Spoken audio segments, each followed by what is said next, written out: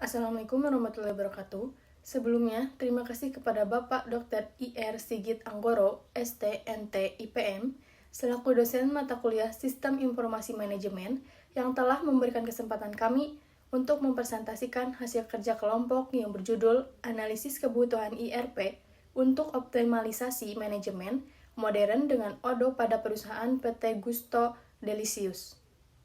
Selanjutnya, ada anggota kelompok kami, ada Dwi Nur Syifa dengan NIM 225091366 dan Alifia Khairunisa 225091385. Selanjutnya ada latar belakang. PT Gusto Delicious adalah perusahaan yang bergerak di bidang makanan khususnya dalam produksi makanan siap saji seperti ayam crispy, kentang goreng. Dengan pertumbuhan pesat dalam penjualan online dan layanan pengantaran online, PT Gusto Delicious menghadapi tantangan dalam mengelola inventaris, proses penjualan, dan layanan pelanggan. Hal ini juga menimbulkan persaingan antar perusahaan makanan siap saji. Konsumen sudah mulai cerdas dan juga selektif dalam masalah harga, kenyamanan, kebersihan, kualitas barang, dan lain sebagainya. Mendorong perusahaan untuk menarik konsumen dan melakukan perubahan sesuai dengan tren yang agar dapat bersaing serta lebih unggul dari pesaingnya. Selanjutnya, masalah yang dihadapi PT Gusto Delicious. Yang pertama, masalah pada sales. PT Gusto Delicious dalam pengelolaan proses penjualan dan promosi adalah kurangnya sistem yang terintegrasi untuk melacak efektivitas kampanye pemasaran. Yang kedua, masalah pada inventory. PT Gusto Delicious menghadapi tantangan dalam mengontrol tingkat stok dan memprediksi kebutuhan dengan tepat. Yang ketiga, masalah pada accounting. PT Gusto Delicious juga memiliki kelemahan dalam hal pencatatan dan pelaporan keuangan yang tidak terintegrasi dengan baik. Yang keempat, ada masalah pada CRM. PT Gusto Delicious mungkin mengalami kesulitan dalam mengelola dan berinteraksi pelanggan secara efektif. Selanjutnya, ada analisis kebutuhan ERP. Modul yang digunakan yang pertama ada modul penjualan atau sales. Modul ini digunakan untuk mengelola proses penjualan mulai dari pembuatan penawaran hingga pengelolaan pesanan penjualan. Ini membantu dalam memantau penjualan dan menghasilkan laporan. Yang kedua, ada modul inventaris atau inventory. Modul ini berfungsi untuk mengelola stok barang. Ini mungkin perusahaan untuk melacak persediaan, mengoptimalkan pengiriman, dan mengelola gudang secara efisien. Yang ketiga, ada modul akuntansi atau accounting. Modul ini mengelola semua transaksi keuangan, termasuk pembuatan faktur laporan keuangan dan pelacakan pengeluaran. Ini memastikan bahwa semua pendapatan dan biaya tercatat dengan benar. Yang keempat, ada modul CRM atau Customer Relationship Management. Modul ini digunakan untuk mengelola hubungan dengan pelanggan. Ini mencakup manajemen prospek, interaksi dengan pelanggan, dan analisis data untuk meningkatkan pengalaman pelanggan. Selanjutnya, integrasi modul-modul ODO. Modul-modul ini saling terintegrasi dalam proses bisnis sebagai berikut. Yang pertama, dari modul penjualan ke modul inventaris. Ketika penjualan dibuat, modul penjualan secara otomatis memperbarui jumlah stok di modul inventaris. Hal ini memastikan bahwa stok selalu akurat dan terkini. Yang kedua, dari modul penjualan ke modul akuntansi. Setiap penjualan yang dilakukan akan menghasilkan faktur otomatis dalam modul akuntansi, sehingga mempermudah pelacakan pendapatan. Yang ketiga, dari modul CRM ke modul penjualan. Data prospek dari modul CRM dapat langsung digunakan untuk membuat penawaran penjualan menghubungkan manajemen hubungan dengan penjualan yang lebih efektif. Selanjutnya, ada alur proses dan fitur model ODO sebelum ERP. Yang pertama, sales. Sebelum PT Gusto Delicious merupakan sistem ERP, pengelolaan proses penjualan dan promosi dilakukan secara manual, yang mengakibatkan kesulitan dalam melacak penawaran dan kampanye pemasaran. Yang kedua, inventory. Sebelum adanya sistem ERP, pengelolaan persediaan bahan baku di PT Gusto Delicious dilakukan secara manual, yang seringkali menyebabkan ketidakakuratan dalam pencatatan stok. Yang ketiga, ada accounting. Sebelum implementasi ERP, pencatatan dan pelaporan keuangan di PT Gusto Delicious dilakukan secara manual yang memakan waktu dan rentan terhadap kesalahan.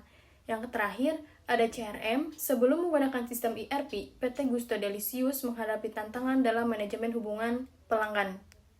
Lalu, sesudah ERP, yang pertama ada sales. Setelah implementasi sistem ERP, PT Gusto Delicious dapat mengelola proses penjualan dan promosi dengan lebih efisien. Yang kedua, ada inventory. Dengan penerapan sistem ERP, modul inventory memberikan kemampuan manajemen persediaan yang lebih baik. Yang ketiga, ada accounting. Setelah menghadapi sistem ERP, proses akuntansi menjadi lebih efisien dan terintegrasi. Yang terakhir, ada CRM. Dengan penerapan modul CRM dalam sistem ERP, PT Gusto Delicious kini dapat mengelola data pelanggan dan interaksi dengan lebih efektif. Berikut adalah gambar, alur, proses, dan fitur model order sebelum dan sesudah menggunakan ERP. Selanjutnya, fitur utama modul. Modul sales fitur utama dalam mencakup pembuatan penawaran dan promosi yang memungkinkan tim penjualan untuk menetapkan harga dan diskon secara fleksibel berdasarkan kebutuhan pasar. Modul inventory dirancang untuk manajemen persediaan bahan baku secara efektif, memungkinkan perusahaan untuk menjaga ketersediaan stok yang optimal. Modul accounting. Dalam modul accounting, fitur utama mencakup pembuatan faktur otomatis dan pencatatan transaksi yang memudahkan pengelolaan keuangan perusahaan. Modul CRM berperan penting dalam manajemen data, pelanggan, dan interaksi dengan mereka, memungkinkan perusahaan untuk membangun hubungan yang kuat dan berkelanjutan. Selanjutnya ada tahapan implementasi ERP. Yang pertama, analisis kebutuhan. Identifikasi proses bisnis. Tinjau seluruh proses bisnis yang ada, termasuk pengadaan, produk, penjualan, dan keuangan. Yang kedua, pemilihan sistem ERP. Evaluasi vendor. Teliti berbagai penyedia ERP yang sesuai dengan kebutuhan PT Gusto Delicious seperti SAP, Odoo, atau ERP lokal. Yang ketiga, perencanaan proyek. Bentuk tim proyek. Susun tim lintas fungsi yang melibatkan IT, manajemen, dan pengguna akhir. Yang keempat, desain sistem. Kustomisasi sesuaikan sistem ERP dengan kebutuhan spesifik perusahaan, termasuk modul untuk manajemen produk, inventaris, dan laporan keuangan. Yang kelima, pengujian sistem. Pengujian fungsional. Lakukan pengujian untuk memastikan semua modul berfungsi dengan baik. Yang keenam, pelatihan penggunaan. Program pelatihan. Siapkan sesi pelatihan untuk karyawan agar mereka dapat mengoperasikan sistem dengan efektif. Yang ketujuh, implementasi. Go live. Luncurkan sistem ERP secara resmi dengan dukungan teknis yang memadai. Yang kedelapan, evaluasi dan pemeliharaan. Umpan balik. Kumpulkan umpan balik dari pengguna untuk melakukan perbaikan sistem. Dan yang kesembilan, analisis kinerja. Laporan kinerja. Buat laporan untuk mengevaluasi dampak implementasi ERP terhadap efisiensi dan produktivitas perusahaan. Kemudian ada hasil dan manfaat. Sales. Yang pertama, efisiensi proses penjualan.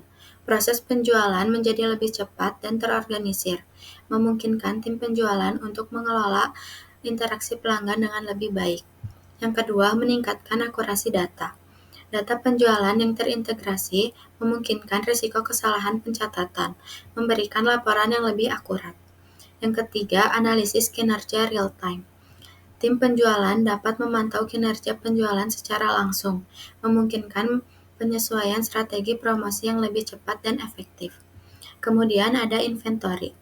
Yang pertama, pengolahan stok secara lebih baik. Stok barang terupdate secara otomatis, mengurangi risiko kehabisan bahan dan kelebihan stok. Yang kedua, pemantauan persediaan real-time management. Dapat memantau persediaan secara real-time, memastikan ketersediaan bahan baku yang optimal. Yang ketiga, perencanaan pembelian yang efisien. Data yang akurat memungkinkan tim untuk merencanakan pembelian dengan lebih baik, menghindari pemborosan, dan mengoptimalkan biaya operasional. Kemudian accounting. Yang pertama, pencatatan keuangan yang akurat. Proses pencatatan dan pelaporan keuangan menjadi lebih efektif dan minim kesalahan, mempercepat pembuatan laporan. Yang kedua, laporan keuangan real time. Laporan yang selalu up to date memudahkan manajemen dalam memantau kesehatan finansial perusahaan. Yang ketiga, pengambilan keputusan berdasarkan data. Dengan informasi keuangan yang akurat, manajemen dapat membuat keputusan strategis yang lebih baik. Kemudian ada CRM. Yang pertama, manajemen hubungan pelanggan yang lebih baik. Data pelanggan yang terstruktur memungkinkan perusahaan untuk memahami kebutuhan dan preferensi mereka dengan lebih baik. Yang kedua, program loyalitas yang efektif. Analisis data memungkinkan pengembangan dan pengolahan program loyalitas yang lebih menarik, meningkatkan kepuasan pelanggan. Yang ketiga, meningkatkan retensi pelanggan. Pengalaman pelanggan yang lebih personal mendorong retensi pelanggan dan meningkatkan loyalitas merek.